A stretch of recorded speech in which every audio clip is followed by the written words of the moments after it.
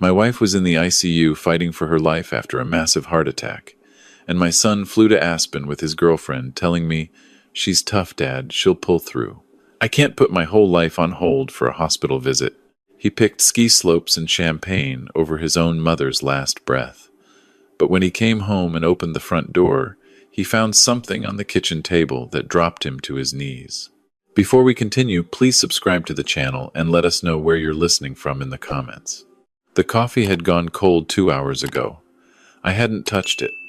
Just sat there in the dark kitchen staring at my phone, the screen dimming every 30 seconds, my thumb tapping it back to life. Ruth's contact photo smiled up at me. Taken at our anniversary dinner last June, 43 years, she wore that blue dress I loved. Candlelight caught the silver in her hair. The house was too quiet. No television playing Jeopardy in the living room. No Ruth humming while she folded laundry.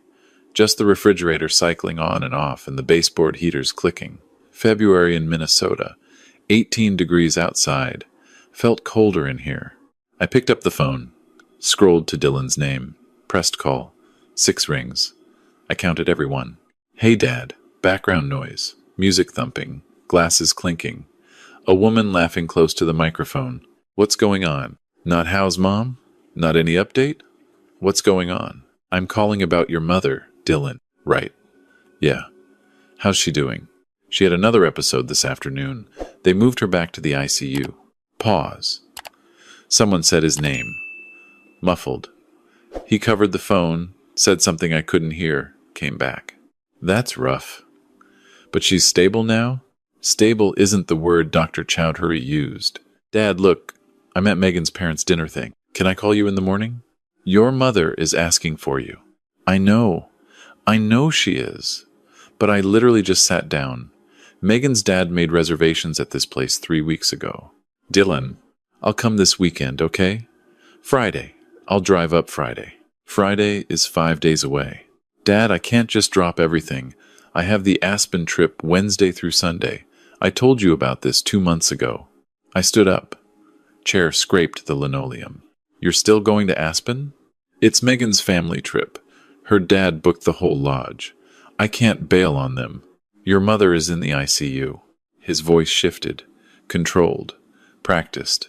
"She's tough, Dad. She'll pull through. I can't put my whole life on hold for a hospital visit." That sounds harsh, but my therapist says I need to stop letting guilt dictate my decisions. I couldn't speak for 5 seconds. Maybe 10. "Dad, you there?" "Your therapist." "Yes. Dr. Feldman. I've talked about this. Setting boundaries with family expectations." Boundaries. I repeated the word. Tasted like ash. Your mother can't breathe on her own, and you're setting boundaries. You're doing the guilt thing again. I gotta go. Megan's waving me over. "Dylan, wait." "Love you, Dad. Give Mom a kiss for me." "I'll text tomorrow." Click. Call ended. 1 minute 47 seconds. I set the phone face down on the counter.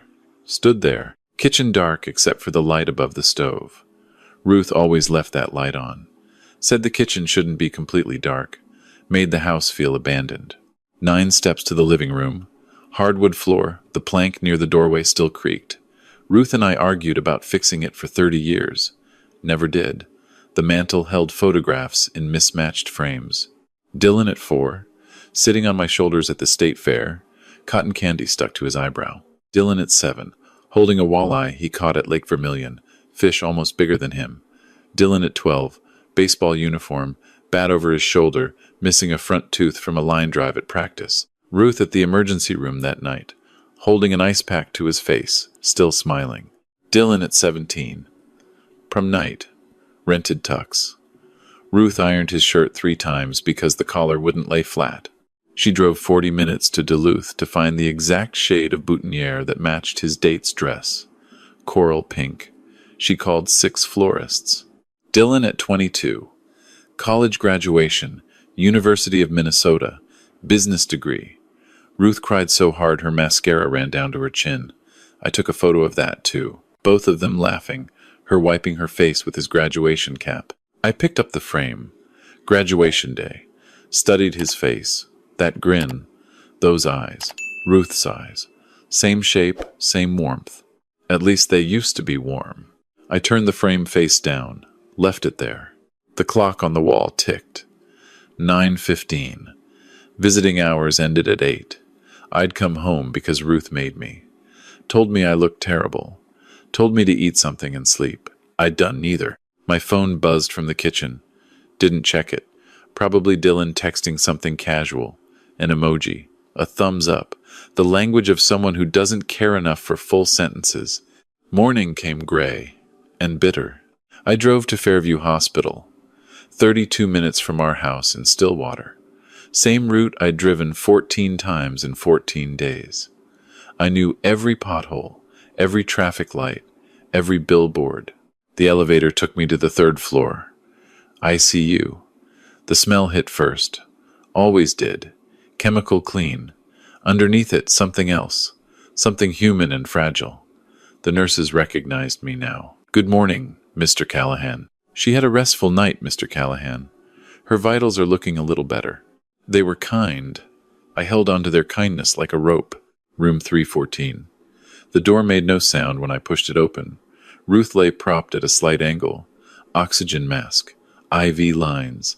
Heart monitor beeping its steady count. Her skin looked paper thin, bluish around her fingernails. Her wedding ring hung loose. I noticed that yesterday. Didn't say anything. "Morning, sweetheart." I kissed her forehead, cool and dry. Her eyes opened. Took a moment to focus. "Walt, I'm here." "You look tired." "Slept like a rock." Lie. Hadn't slept more than 3 hours in 2 weeks. I filled the plastic pitcher with fresh water. Set the tulips I'd brought from the gift shop on the windowsill. Yellow. Her favorite. $6. The petals were already soft. "Is Dylan coming today?"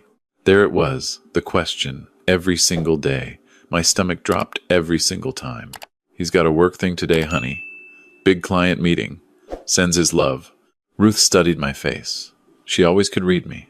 43 years of practice. "He's busy. He's busy. But he's thinking about you." She looked at the window. Gray sky. Bare trees. Parking lot full of cars belonging to people visiting people they loved. I dreamed about him last night. He was little, 5 or 6. We were building that snowman in the backyard. Remember? The one with your old hat. The twins' cap. He used a carrot from the fridge. Biggest carrot I'd ever seen. She almost smiled. Almost. "I miss him, Walt." "I know, honey. Tell him to call me. Even just for a minute." "I will." She closed her eyes. Drifted. The machines kept their rhythm. I sat and held her hand and watched the parking lot, and felt something harden behind my ribs. 11:30. Dr. Chowdhury found me in the hallway. She was direct. Always was. I respected that even when I hated what she said. "Mr. Callahan, the echocardiogram from this morning shows further deterioration. Her ejection fraction has dropped to 18%. What does that mean? In time? Weeks. Possibly a month if she stabilizes, but realistically we're looking at 2 to 3 weeks. I'm very sorry. 2 to 3 weeks. We're adjusting her medication to manage symptoms and keep her comfortable. Has your family been notified? I'll make calls today." "Don't wait." She touched my arm. Brief, professional, compassionate. Patients at this stage sometimes decline rapidly. She walked away. White coat, clipboard, moving to the next room, the next family, the next terrible truth. I leaned against the wall, closed my eyes, counted to 10, made it to 4, found a bench near the elevator, took out my phone, called Dylan, straight to voicemail. His recorded voice, cheerful, confident. "You've reached Dylan Callahan. Leave a message or shoot me a text." Beep. "Dylan, it's your father. Dr. Chowdhury spoke to me today. Your mother has 2 to 3 weeks, maybe less. I need you to come home. Please call me back." Sent a text, same message. Added, "This is serious, please." 3 hours later. Reply. 1 word. Noted. Noted. Like a memo. Like a calendar reminder. Like something you write on a post-it and stick to your monitor and forget about. I stared at that word until the screen went black. Wednesday morning. I was pouring coffee when my phone buzzed. Instagram notification. I'd set up an account 2 years ago, never posted anything, just followed Dylan because Ruth wanted to see his photos. Ruth didn't have a phone anymore. Too weak to hold it. Dylan's story. Airport terminal.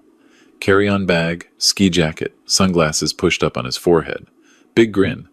Megan beside him. Blonde, perfect teeth. Matching designer luggage. Caption. Aspen bound.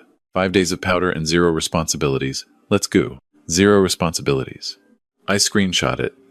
Didn't know why. Unstuck. Drove to the hospital. Sat with Ruth. Read to her from the novel on her bedside table, East of Eden. She'd been reading it before the heart attack. Dog-eared at page 214. I picked up where she left off. My voice cracked twice. She didn't notice. She was sleeping. Thursday. Instagram. Dylan on a ski lift.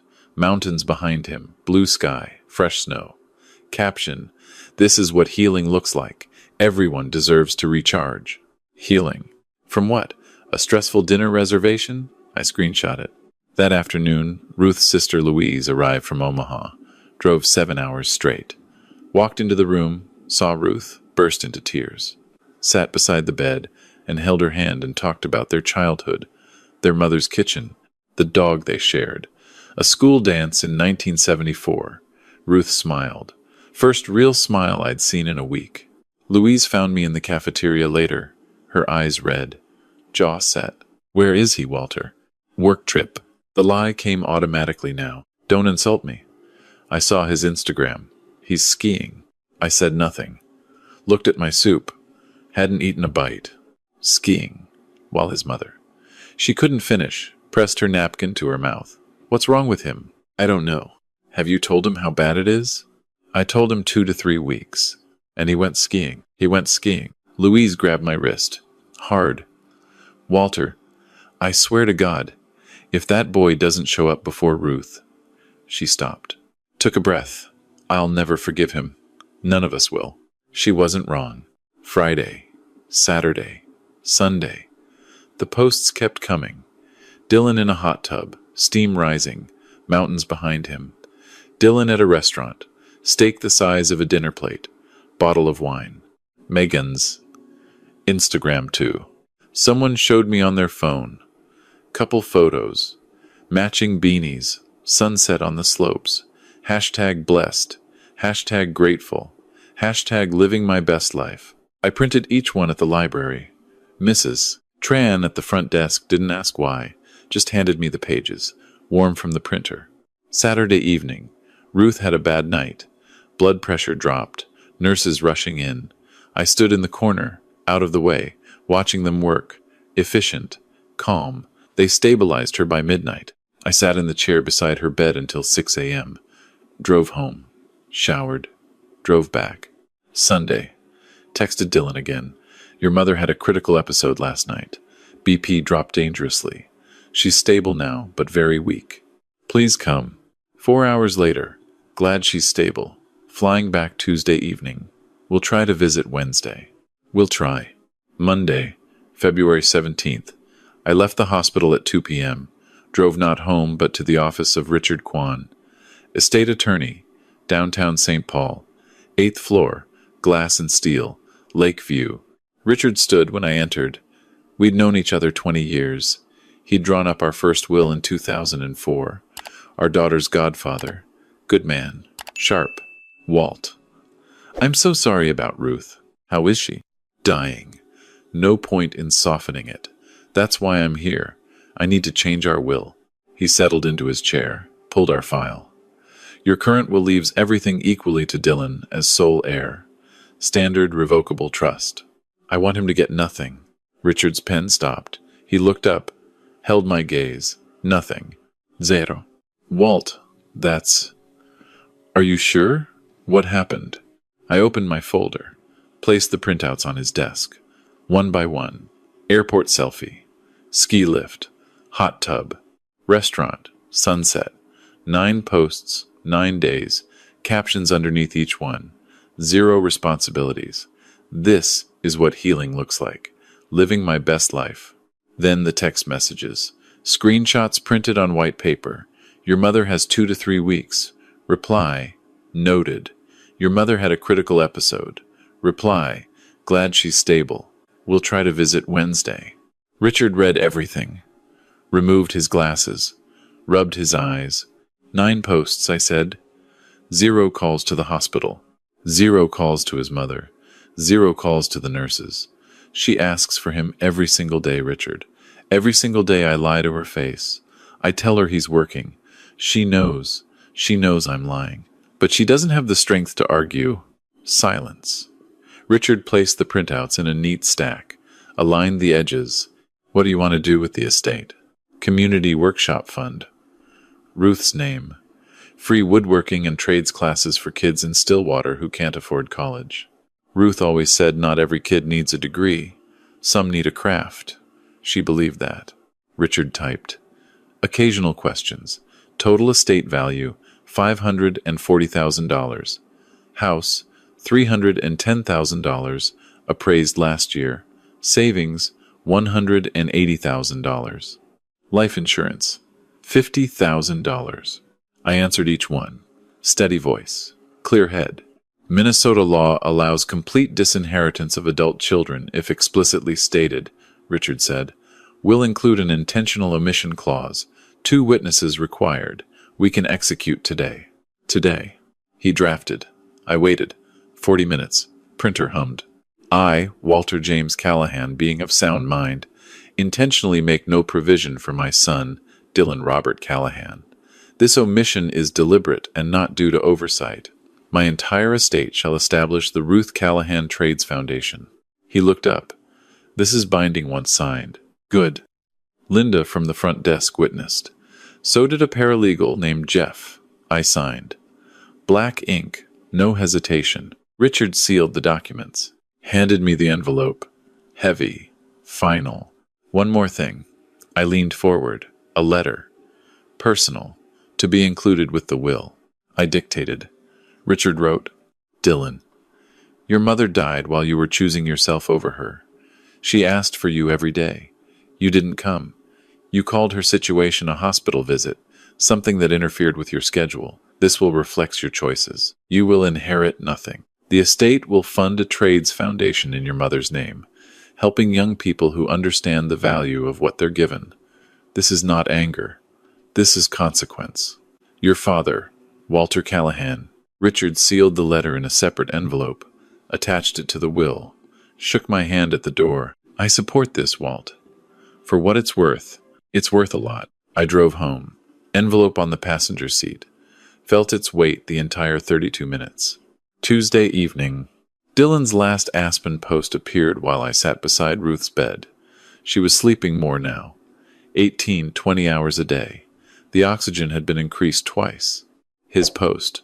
Sunset over mountains, glass of scotch in hand. Caption, last night in paradise, back to reality tomorrow. But wow, what a reset. Feeling recharged and ready for whatever's next. Whatever's next. He had no idea. I screenshot it, printed it the next morning, added to the folder, 10 posts total. 10 sunny, smiling, carefree posts, while his mother's heart failed one beat at a time. Wednesday. Thursday. Dylan didn't visit, didn't call, texted once. Jet lag is brutal, catching up on sleep. Will come this weekend for sure. For sure. 2 words that meant nothing from him. Thursday evening. Ruth woke up more alert than she'd been in days. Sometimes that happened. Dr. Chowdhury had warned me. Sometimes patients rally before the end. A last surge. A goodbye the body gives before it leaves. Walt. Her voice clearer, stronger almost. Sit close. I pulled the chair against the bed rail, took her hand. I know he's not coming. My throat closed. Ruth, don't lie to me. Not now. I can feel it. He's not coming. I couldn't speak. Just shook my head. A tear slid from the corner of her eye into the pillow. My baby. I'm sorry, honey. It's not your fault. She squeezed my hand. Weak, but deliberate. Promise me something, anything. Don't hate him forever. He's lost.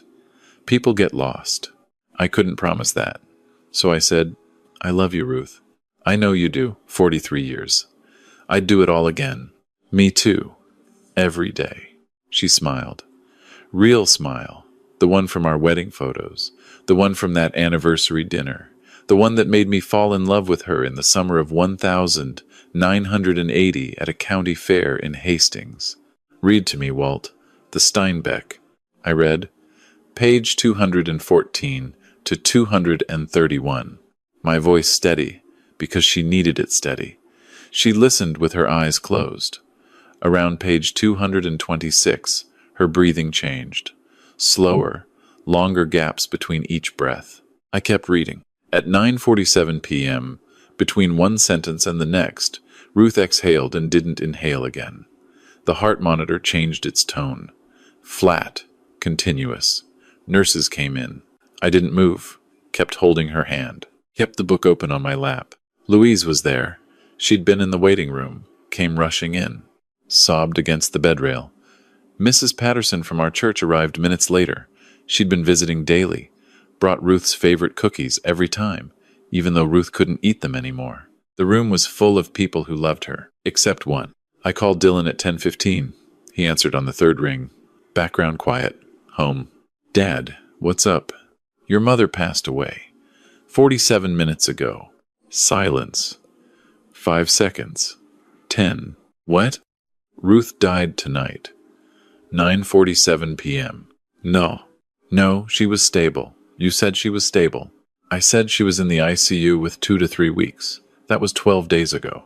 I was going to come this weekend. His voice cracked. I was going to. You didn't. Dad. Funeral arrangements are being made. I'll text you the details.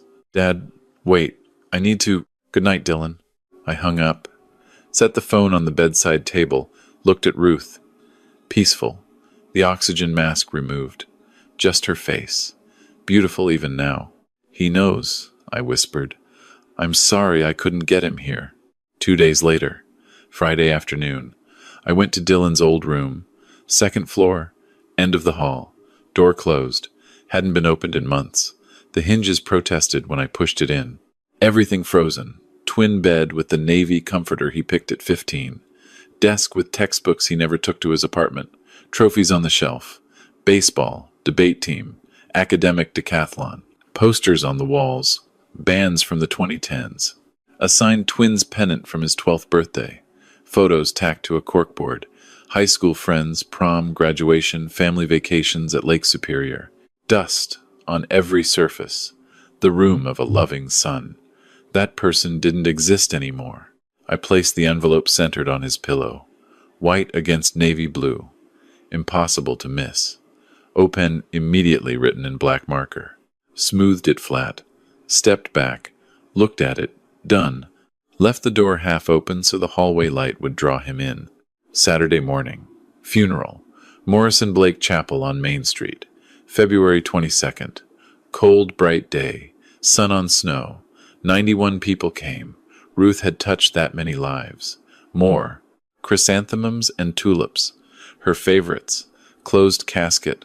White oak. Photos on easels. Ruth at 20, standing by the lake. Ruth at 35, teaching Dylan to ride a bike. Ruth and me at our 40th anniversary. Smiling. Always smiling. Dylan arrived late. 12 minutes after the service started. Dark suit. Unshaven. Sat in the third row, not the front. People noticed, whispered. Louise walked past him without a word. Mrs. Patterson gave him a look that could freeze Lake Superior solid. I stood at the podium. Ruth Ann Callahan was the finest person I have ever known. 43 years of marriage, and not one day did I take for granted. She was a teacher in every sense. She taught children, she taught neighbors, she taught me. She believed that everyone had something valuable inside them, some skill, some gift, and her mission was to help them find it. She said, "Not every kid needs a diploma, Walt. Some need a workbench and someone to believe in them. Her name will live on." The Ruth Callahan Trades Foundation will give young people the chance to learn a craft, build something with their hands, and find their purpose. That's her legacy. That's who she was. I didn't mention Dylan. Not once. After the service, people came to me. Hugs, handshakes, tears. Dylan stood near the door. Alone. Nobody approached him. Word travels in a small town. Everyone had seen the Instagram posts. Everyone knew. He tried to hug me. I accepted it. Brief, arms at my sides, said nothing. Turned to talk with Ruth's colleagues from the library where she'd volunteered for 12 years. At the cemetery, he stood 20 feet from the grave, hands in his pockets, watched from a distance.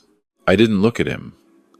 When the last prayer was said, when the last handful of dirt was placed, I walked to my car. He followed. Dad. I kept walking. Dad, please, can we talk? I opened my car door. Sunday evening. Come to the house. We'll talk then. He nodded. Desperate. Relieved. I drove away. Sunday, 6 p.m. His headlights swept across the front windows. Car door. Footsteps on the porch. He still had a key. The lock turned. Door opened. He stepped inside, stamped snow from his shoes, looked into the kitchen where I sat at the table, same table where Ruth and I had eaten 10,000 meals. He came in, sat across from me, coat still on, eyes bloodshot. He hadn't slept. Good. Dad, I'm sorry. I know I should have been there. I made a terrible mistake. I said nothing, reached under the table, pulled out the manila folder, set it between us. He looked at it, didn't understand. I opened the folder, took out the first printout, placed it facing him. Airport selfie, February 12th, Aspen bound, 0 responsibilities. His face went white. Second printout, ski lift. This is what healing looks like. Third, hot tub, mountains, steam, champagne glass. Fourth, restaurant, steak, wine, Megan smiling beside him. I placed them one by one. Methodical. Each photo paired with a date. February 12th. You posted this. I tapped the airport photo. That morning, your mother's oxygen was increased because her blood saturation dropped to 84%. Next photo. February 14th. Valentine's Day. You and Megan at a fondue restaurant. Your mother asked the nurse if her son had called. The nurse checked the log. He hadn't. Next. February 15th. You snowboarding. That afternoon, your Aunt Louise drove 7 hours from Omaha to sit with your mother. 7 hours. You were 40 minutes by plane. I kept going. Every photo, every date, every parallel. February 17th. You're in a hot tub posting about healing. Your mother's blood pressure crashed at 2 a.m. 3 nurses worked on her for 45 minutes. I stood in the corner of the room watching them try to keep her alive. He pushed back from the table. Couldn't look at the photos. Covered his face with both hands. Dad, stop. Please. I didn't stop. February 19th. Your last post. Back to reality. Feeling recharged. That night, your mother rallied. Opened her eyes. Talked to me for the first time in 2 days. Clear. Present. She knew. She said, I know he's not coming, Walt. Don't lie to me. His shoulders shook. I continued. Her last words were asking me to not hate you forever.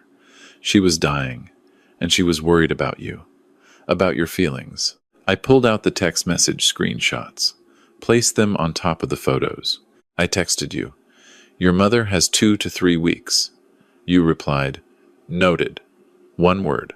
I pointed. I texted, critical episode, BP dropped. You replied, glad she's stable. We'll try to visit Wednesday. You didn't come Wednesday, or Thursday, or Friday. He was crying now, not performing. Real tears. 10 Instagram posts.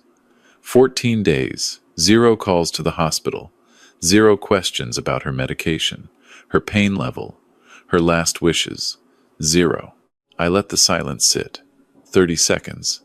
The kitchen clock ticked. The refrigerator hummed. Same sounds as every night. Except Ruth wasn't here. There's an envelope on your pillow upstairs, I said. Go read it. He stared at me. Red eyes. Wet face. What envelope? Go.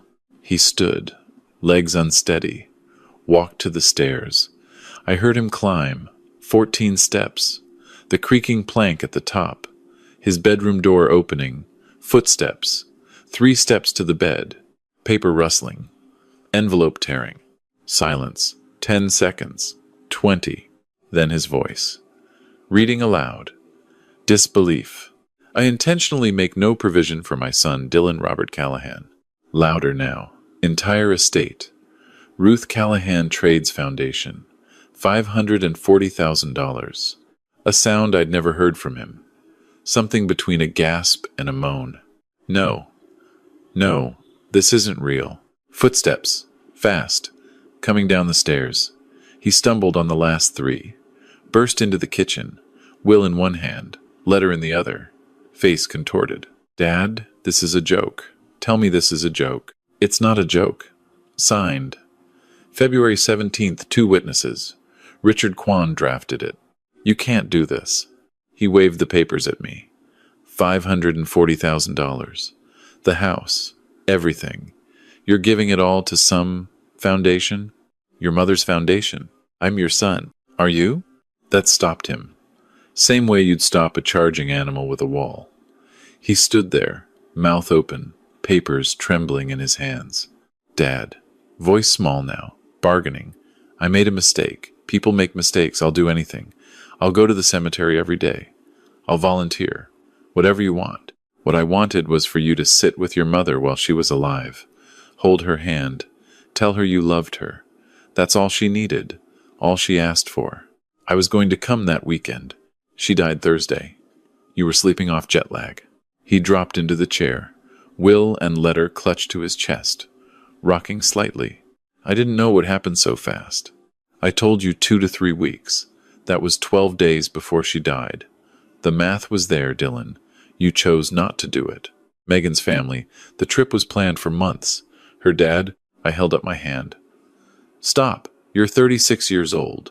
You made a choice. Powder and champagne over your dying mother. Live with it. I'll contest the will. Go ahead. Richard Kwan is the best estate attorney in the Twin Cities. I have your Instagram posts, your text messages, witness statements from nurses, from your Aunt Louise, from Mrs. Patterson, from Dr. Chowdhury. Every piece of evidence showing exactly who you are. A court will see it all. If you want that public, be my guest. He deflated, like someone had opened a valve. I can change. I know I can. Maybe. But not with your mother's money. What am I supposed to do? I don't know, Dylan. Figure it out. The way most people do. Without a safety net of money you didn't earn. He sat there for a long time. I let him. Wasn't cruel about it. Just quiet. The clock ticked. Outside, wind pushed snow against the windows. February in Minnesota. Finally he spoke. Barely a whisper. What did she say? At the end? I closed my eyes. Saw Ruth's face. That last smile. She asked me to read to her. Steinbeck. East of Eden. I read 17 pages. She listened with her eyes closed. Between one sentence and the next, she was gone. Peaceful. Quiet. Louise was in the waiting room. Made it in time to say goodbye. Mrs. Patterson brought flowers. The nurses cried. Everyone who cared about her was there. How was it? Except you. He folded forward. Forehead on the table. Arms over his head. Sobbing. The papers crumpled beneath him. I stood, pushed my chair in, placed my hand on his shoulder, held it there for 3 seconds, then removed it. The funeral was yesterday. You were there. You saw how many people loved her. 91. Every one of them showed up.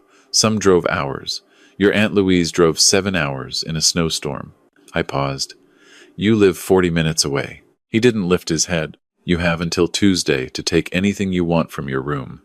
After that, I'm donating what's left.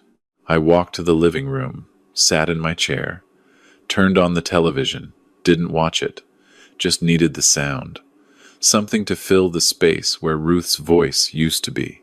Dylan left at 9:30. Didn't take anything from his room, just walked out. I heard his car start. Tires crunching snow, headlights fading down the street. I locked the door behind him. 3 weeks later. March. The snow was melting. First hints of spring. Tiny green shoots pushing through brown lawns. Birds returning. Ruth would have loved it. She always said March was the bravest month. Everything daring to grow again after winter tried to kill it. I was sitting on the back porch. Coffee. Ruth's chair beside mine. Empty but there. Always there. The mail came at 11. I walked to the box. Electric bill, grocery flyer, a thick envelope from Kwan and Associates. I opened it on the porch. Read it twice. Dear Walter, I am pleased to inform you that the Ruth Callahan Trades Foundation has been officially registered with the state of Minnesota. Tax-exempt status has been granted. Foundation value, $540,000. First program cycle begins September 2025. 12 recipients selected. $4,500 annual scholarships, renewable for 2 years. Tools and materials provided. First recipient pending final approval. James Whitfield, 17. Son of a single mother. Works weekends at a hardware store. Wants to become a carpenter. 3.8 gigapascals. Volunteers building wheelchair ramps for elderly homeowners through his church. Exactly who Ruth would have chosen. Your wife's legacy is underway. Warmly, Richard.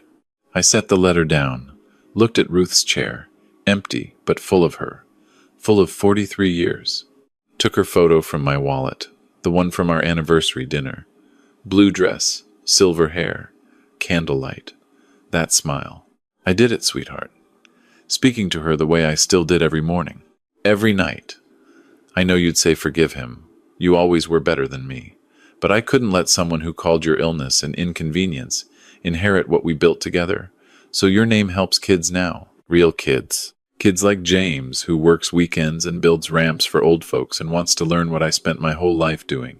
I looked at the yard, the garden beds Ruth had planned for spring, the birdhouse I built her for our 30th anniversary, the maple tree Dylan climbed as a boy, the one with the tire swing long gone. He lost more than money, Ruth. He lost you. He lost the chance to hear your voice one last time, to hold your hand, to tell you he loved you while you could still hear it.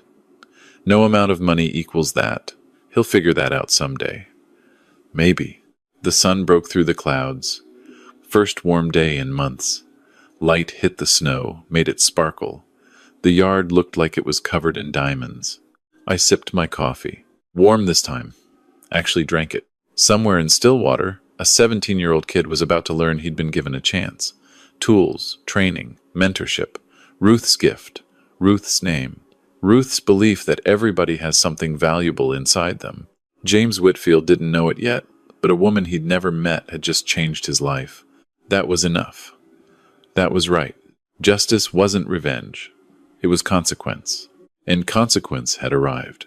If you enjoyed this story, please like the video, subscribe to the channel, and share your thoughts in the comments. To listen to the next story, click on the video on the left. Thank you for watching.